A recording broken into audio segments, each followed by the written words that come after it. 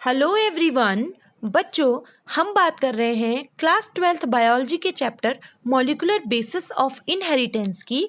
और आज का हमारा टॉपिक है ट्रांसक्रिप्शन यानी कि अनुलेखन।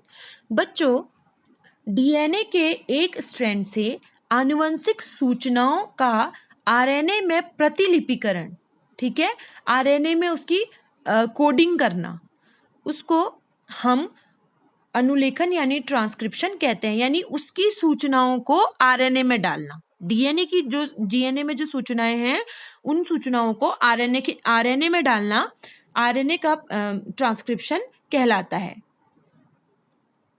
बच्चों, आनुवंशिक सूचनाओं का स्थानांतरण डीएनए से एमआरएनए में होता है।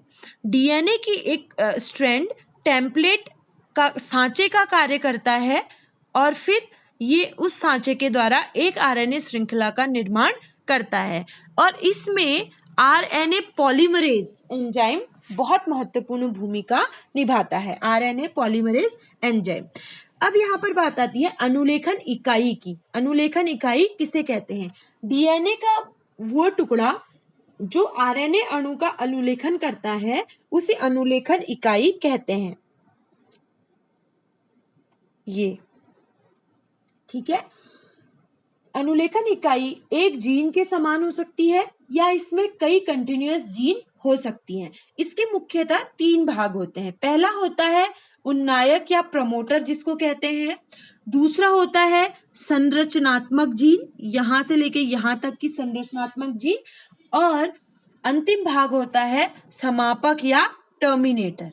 ठीक है बच्चों, उन्नायक, प्रमोटर, समापक या टर्मिनेटर और समापक और उन्नायन के बीच वाले भाग को यानी प्रमोटर और टर्मिनेटर के बीच वाले भाग को कहते हैं स्ट्रक्चरल जीन।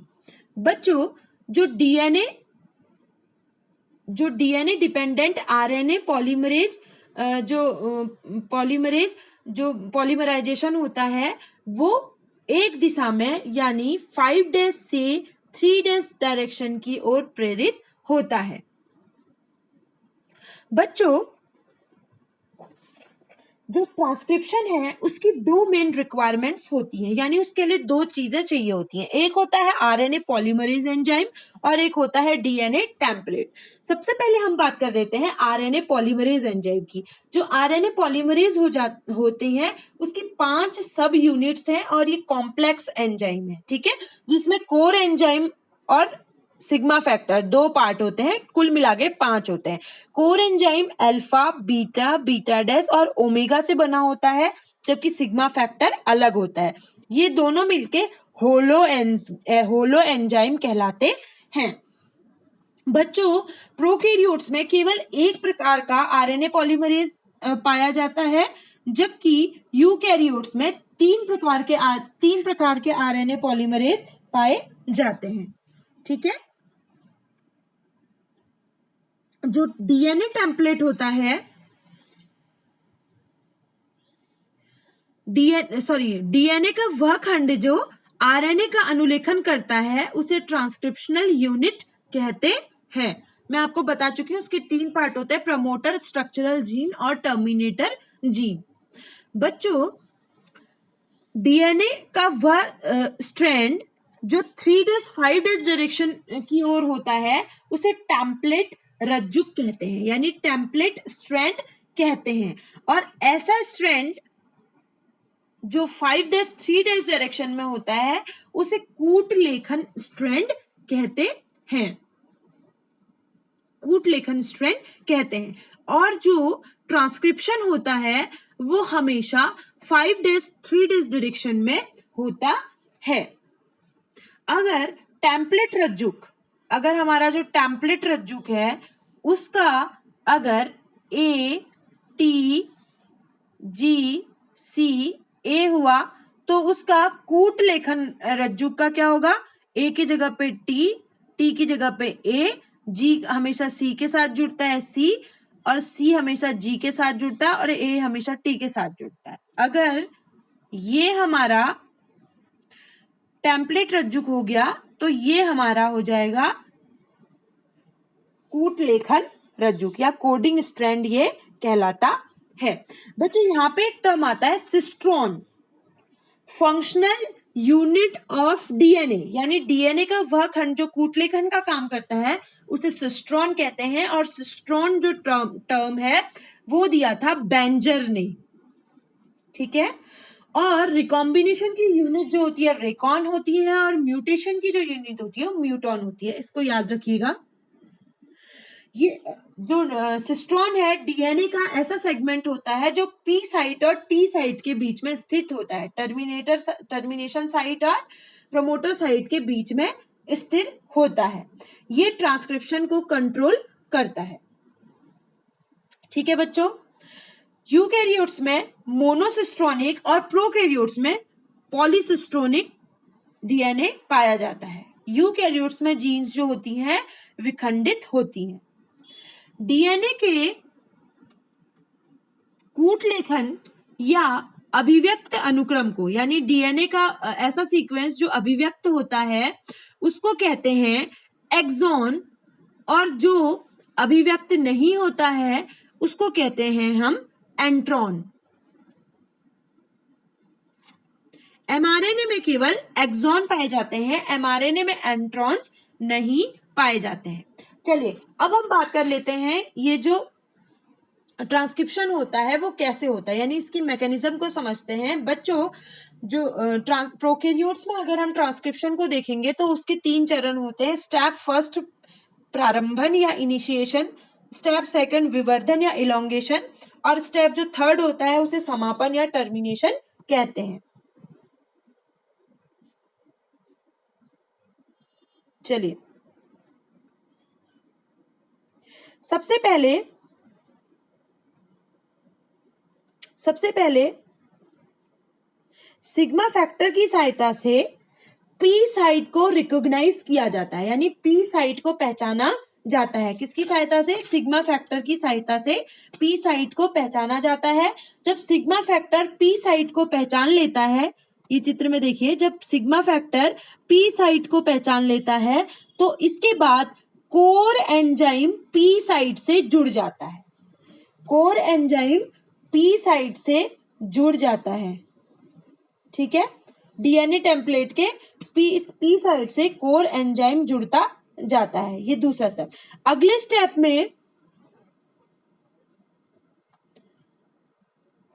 स्टेप में हम देखते हैं कि जब ट्रांसक्रिप्शन होता है केवल उसमें ट्रांसक्रिप्शन में केवल एक स्ट्रैंड ऐसा होता है जो टेम्पलेट का कार्य करता है, ठीक है।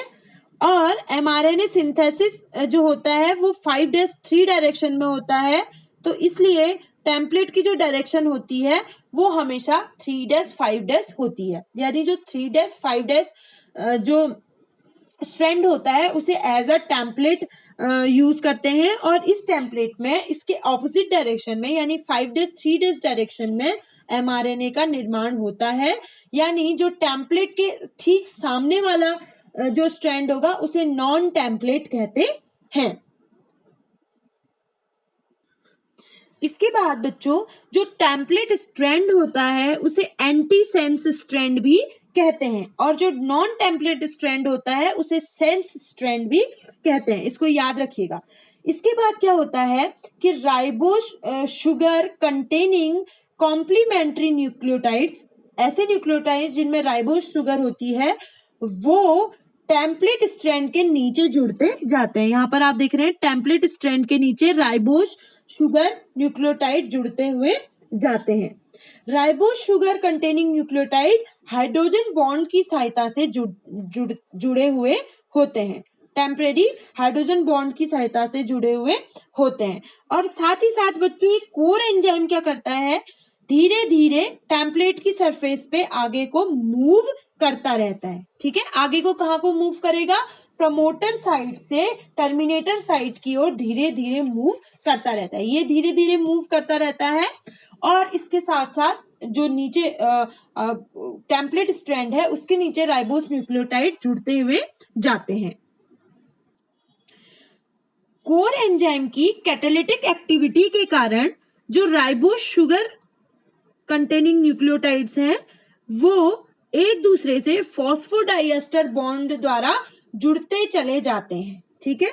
और इस तरीके से कोर एंजाइम आगे बढ़ता जाता है और उसके पीछे एमआरएनए बनता जाता है, जिसकी डायरेक्शन होती है 5-3' डायरेक्शन। याद रखिएगा 5-3' डायरेक्शन में ही एमआरएनए बनता है, ठीक है। इस तरीके से कोर एंजाइम आगे बढ़ता जाता है और उसके पीछे एमआरएनए बनता जाता है। जब ये कोर एंजाइम टर्मिनेशन एंड तक पहुंच जाता है तो उसके बाद टाइम आ जाता है कि जब ट्रांसक्रिप्शन का जो प्रोसेस है उसे स्टॉप कर दिया जाए। अब ये स्टॉप दो तरीकों से होता है, रो इंडिपेंडेंट और रो डिपेंडेंट, ठीक है। रो डिपेंडेंट और रो इंडिपेंडेंट प्रोसेस। अब रो फैक्टर क्या होता है, यहां पर देखिए ये रो फैक्टर है। रो फैक्टर कोर एंजाइम को चेज करता रहता है, ठीक है। कोर एंजाइम को चेज करता रहता है और फिर इस कोर एंजाइम से जुड़ जाता है। यहाँ पे देखिए जुड़ गया, कोर एंजाइम से जुड़ जाता है। कहां पर जुड़ता है, टर्मिनेटर साइट में, जिससे ये कोर एंजाइम यहां से रिलीज हो जाता है और जो हमारा ट्रांसक्रिप्शन का प्रोसेस है वो स्टॉप हो जाता है, ठीक है।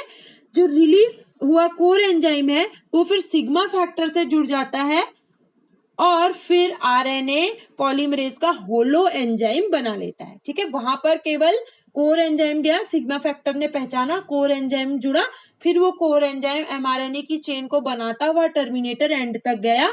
फिर टर्मिनेशन एंड में ये कोर एंजाइम वापस, ये रो फैक्टर वापस कोर एंजाइम से जुड़ गया और फिर इसने ट्रांसक्रिप्शन जो प्रोसेस है उसको रोक दिया और उसके बाद ये कोर एंजाइम वापस आके अपने सिग्मा फैक्टर से जुड़ के दोबारा आरएनए पॉलीमरेज एंजाइम बना लेता है। और बच्चों आरएनए पॉलीमरेज यहां से रिलीज होकर, डीएनए से रिलीज होकर राइबोसोम में चले जाता है और ट्रांसलेशन यानी अनुवाद की प्रक्रिया को कंट्रोल करने के लिए ये अनुवाद यानी ट्रांसलेशन का जो मैकेनिज्म है हम आगे की वीडियो में जानेंगे, ठीक है। और उसके बाद टेम्पलेट और नॉन टेम्पलेट जो स्ट्रैंड होते हैं डीएनए के वो आपस में जुड़ जाते हैं और उसके बाद वो अगला ट्रांसक्रिप्शन का प्रोसेस को स्टार्ट करने के लिए रेडी रहते हैं। ये तो होता है बच्चों प्रोकैरियोट्स में। यहाँ पर एक बार इसको चित्र से और समझ लीजिए। ये देख रहे हैं, ये 3' ये 5', ये 5', ये 3'। आरएनए पॉलीमरेज एंजाइम का कि सिग्मा फैक्टर ने इसको पहचाना और कोर एंजाइम वहां जुड़ गया प्रारंभन में।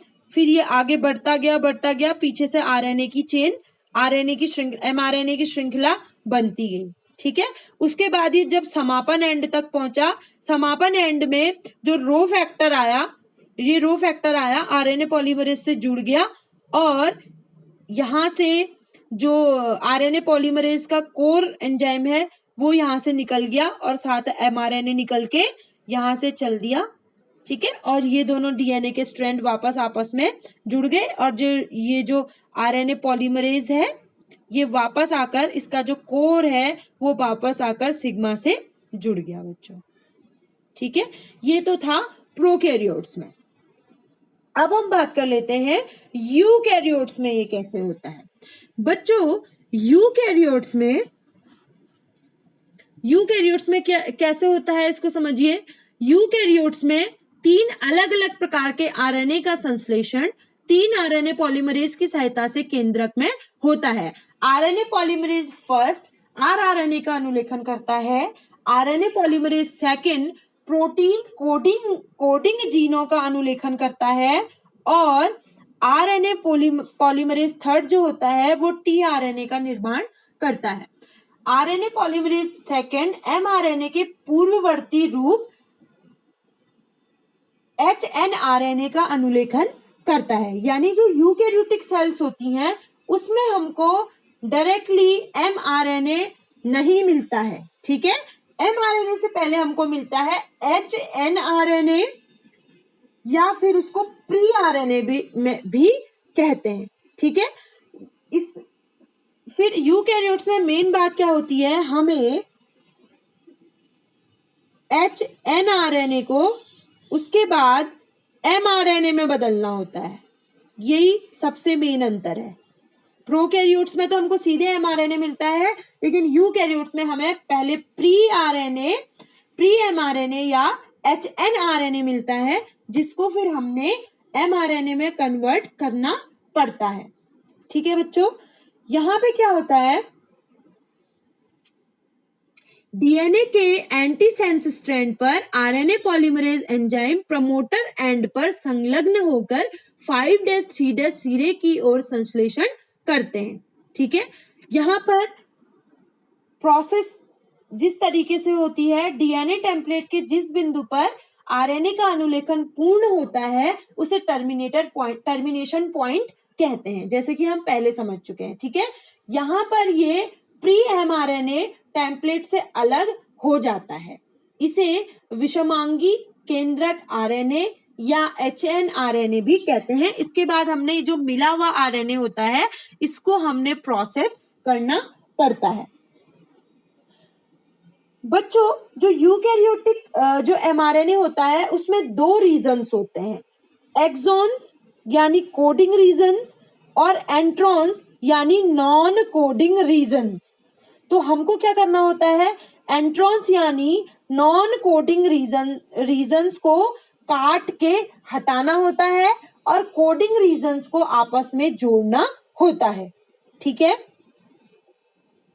ये देख लीजिए, यहां पर कोडिंग रीजन्स एक्सॉन्स और नॉन कोडिंग रीजन्स एंट्रॉन्स होते हैं। जैसे आप चित्र में देख रहे हैं, ट्रांसक्रिप्शन हुआ, ट्रांसक्रिप्शन के बाद हमको ये प्री एमआरएनए मिला है, यहाँ पर आप देख रहे हो जो बीच में डॉटेड दिखाए गए हैं ये नॉन कोडिंग रीजन्स हैं, इनको इंट्रॉन्स कहते हैं, और जो कोडिंग रीजन्स हैं उनको एक्सॉन्स कहते हैं। इन नॉन कोडिंग रीजन्स को हमें हटाना होता है ताकि हमें प्योर एमआरएनए मिल पाए। ठीक है बच्चों, यूकैरियोट्स में ओनली 1 to 2% डीएनए एक्सॉन होता है और बाकी सारा डीएनए में एंट्रॉन्स होते हैं और जर्क डीएनए होता है। जो प्री एमआरएनए होता है या हेट्रोजेनेटिक आरएनए होता है वो साइज में बड़ा होता है, इसका मॉलिक्यूलर वेट भी ज्यादा होता है, इसकी मोबाइलिटी भी कम होती है, और सबसे बड़ी बात ये जो प्री एमआरएनए है या एचएनआरएनए है वो न्यूक्लियस से बाहर नहीं आ पाता है खुद से। ठीक है, खुद से न्यूक्लियस के बाहर नहीं आ पाता है। तो हमने इसमें क्या चेंजेस करने होते हैं, हम इसमें 2 प्रकार के चेंज करते हैं। हम जो ये प्री एमआरएनए होता है उसके जो 5' एंड है, ठीक है, उसका जो 5' एंड है उसमें 7 मिथाइल ग्वानोसिन 7 मिथाइल ग्वानोसिन जोड़ते हैं। ठीक है, और इसके 3' एंड पे पॉली एडिनिलिक टेल जोड़ते हैं। ठीक है, पॉली एडिनिलिक टेल जोड़ते हैं, पॉली ए, याद रखिएगा 7 मिथाइल ग्वानोसिन जुड़ता है 5' एंड में और 3' एंड में जोड़ते हैं हम पॉली ए टेल। ठीक है, अगर हम इनके 5' एंड पे ये दोनों चीजें 5' एंड पे 7 mg नहीं जोड़ेंगे तो ये न्यूक्लियस से बाहर नहीं आ पाएगा एमआरएनए। ठीक है, प्री एमआरएनए, और ये जीन स्प्लीसिंग के लिए भी बहुत जरूरी होता है। अब बहुत इंपॉर्टेंट टर्म यहाँ पे आता है, जीन स्प्लीसिंग किसे कहते हैं, removal of non coding regions of pre mRNA, यानी एमआरएनए से उन सीक्वेंस को काटना, ऐसे स्थानों को काटना जिनमें किसी भी प्रकार की सूचनाएं या कोड नहीं है, उनको काटना, और उसके बाद उनको काट के हटाने के बाद जो कोडिंग वाले रीजन्स हैं जिनमें सूचनाएं हैं उन रीजन्स को जोड़ देना जीन स्प्लीसिंग कहलाता है। यहां पर देख लीजिए, ठीक है, 5' डायरेक्शन पे 7 mg जोड़ा, 3' डायरेक्शन पे पॉली ए टेल जोड़ी, उसके बाद हमने ये जो नॉन कोडिंग वाले एरियाज थे उनको काट दिया है। ठीक है, नॉन कोडिंग वाले एरियाज को काट देते हैं, फिर उसके बाद बाकी जो बचा हुआ कोडिंग वाला एरिया है उसको जोड़ देते हैं। कैसे जोड़ते हैं?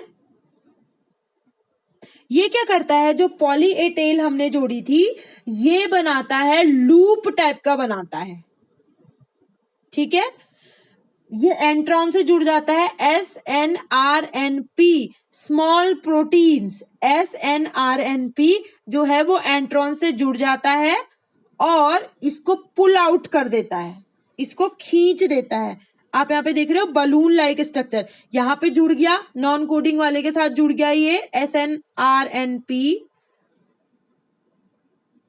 ठीक है। और उसके बाद एंट्रॉन्स को ये खींच देता है बाहर को। जैसे यहाँ इससे क्या होता है, खींचने से यहाँ पे एक लूप टाइप के बन जाते हैं जिनको स्प्लीसियोसोम्स कहते हैं, स्प्लीसियोसोम्स कहते हैं, ठीक है। और इस तरीके से स्प्लीसियोसोम बना के प्री एमआरएनए से एंट्रॉन्स को हटाया जाता, एक्सॉन्स को हटाया जाता है, सॉरी नॉन कोडिंग यानी एंट्रॉन्स को हटाया जाता है और कोडिंग रीजन्स यानी एक्सॉन्स को रहने दिया जाता है और आपस में जोड़ दिया जाता है, जिससे हमें फिर मैच्योर एमआरएनए प्राप्त होता है, ठीक है। जब ये स्प्लीसियोसोम टूट कर निकल जाते हैं राइबोसोम की सरफेस से, तो इसको हम लैरिएट कहते हैं, इसको हम क्या कहते हैं, लैरिएट कहते हैं। इस प्रकार डीएनए से एमआरएनए के बनने की क्रिया को हम ट्रांसक्रिप्शन यानी कि अनुलेखन कहते हैं, क्योंकि डीएनए में क्या होती है, आनुवंशिक सूचनाएं होती हैं और उन डीएनए के आनुवंशिक सूचनाओं की हम कोडिंग करते हैं एमआरएनए में, ठीक है। डीएनए की जो आनुवंशिक सूचनाएं हैं उनकी कोडिंग हम एमआरएनए में करते हैं, उसको हम अनुलेखन या ट्रांसक्रिप्शन कहते हैं, ठीक है। प्रोकैरियोट्स में हमने देखा थोड़ा सा अंतर होता है प्रोकैरियोट्स और यूकैरियोट्स में, क्योंकि प्रोकैरियोट्स में एक एंट्रॉन्स जो है वो नहीं होते हैं, केवल एक्सॉन्स होते हैं, केवल वही सेगमेंट होते हैं जिनमें कोड्स होते हैं, जबकि यूकैरियोट्स में बीच बीच में कोडिंग रीजन्स के बीच बीच में ऐसे रीजन्स भी होते हैं जिनमें किसी भी प्रकार की कोई सूचनाएं नहीं होती है, उनको हम एंट्रॉन्स कहते हैं। यहाँ पर ये देख लीजिए, फिर इसी प्रकार से हमें जो एमआरएनए प्राप्त हुआ, यहाँ पे तो हमें एमआरएनए जो मिला देखिए बिल्कुल एक जैसा है, पूरे एमआरएनए में सूचना है, लेकिन यहाँ पे जो हमें एमआरएनए मिलता है, बीच में जो रेड से दिखाया गया है ये वो है ऐसे रीजन्स हैं जिनमें कोई भी सूचनाएं नहीं है, और जो येलो से दिखाए गए हैं वो ऐसे रीजन है जिनमें सूचनाएं हैं। तो हमको क्या करना है, इन लाल वाले रीजन्स को काट के हटा देना है, जिसे जीन स्प्लिसिंग कहते हैं, काट के हटाना। उसके बाद ये लूप्स बना के इनको खींच के बाहर निकाल दिया जाता है और उसके बाद जो और टुकड़े हैं उनको आपस में जोड़ के एक हमको पूरा सा एमआरएनए यहाँ पर मिलता है, जो कि फर्दर न्यूक्लियस से निकल के राइबोसोम में जाता है और फिर उसके बाद आगे जो अगला प्रोसेस होता है ट्रांसलेशन या अनुवाद, उसको स्टार्ट करता है। बच्चों अनुवाद यानी ट्रांसलेशन के बारे में अब हम अपने नेक्स्ट वीडियो में बात करेंगे।